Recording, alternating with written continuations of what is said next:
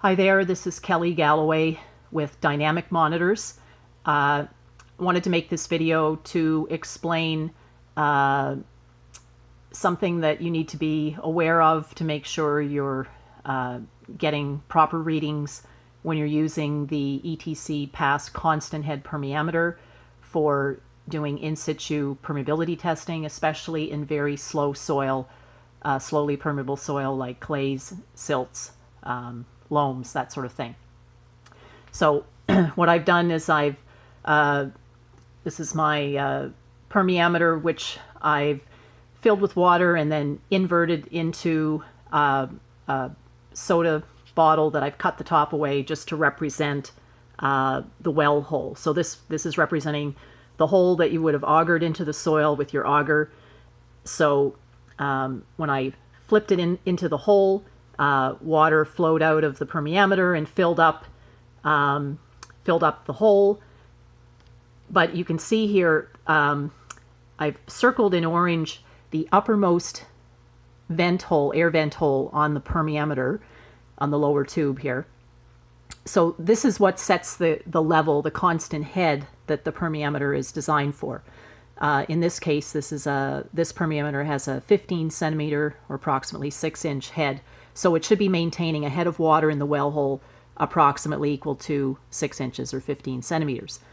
But if you're not really fast when you flip the permeameter into the well hole, and if the soil is quite slow, too much water may flow into the hole so that when you set the permeameter down on the bottom of the well hole, and it should be sitting all the way on the bottom of the hole, the water level may actually be above the level of that uppermost air inlet hole. And if that happens, in this case, it's about 1/4 of an inch or so above the bottom of that air inlet hole.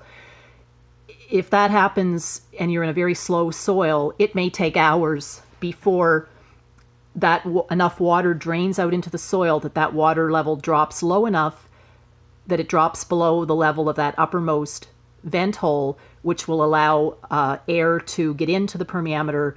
You'll see some bubbling, and the water will drop on the reservoir, and you'll be able to, start taking readings.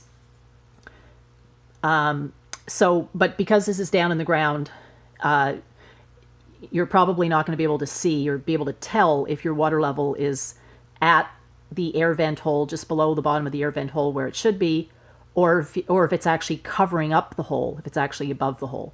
So to check for that, what you can do is, I've just purchased a large syringe at the dollar store, and got some rubber tubing that I've stuck on the end.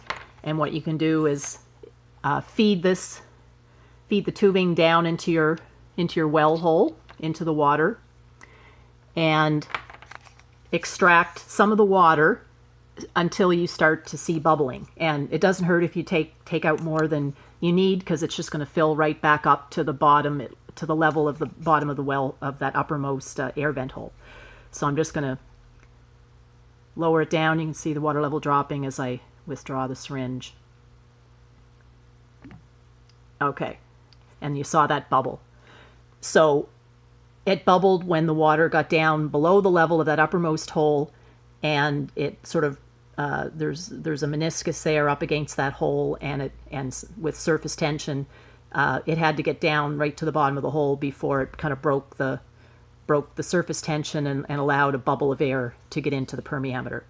So once you see that bubbling, then you're starting with the water level just at or just below the bottom of that well hole. So now as water seeps out of the hole, out of the well hole into the soil, it's going to let air in, and you're going to see the level in the permeameter reservoir dropping, and you'll be able to take readings on the scale.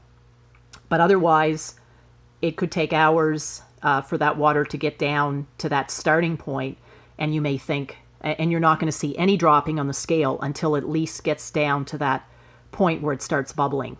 So you may think that the soil has no permeability or is way off the charts on the low end of the permeability scale, which may be not the case at all.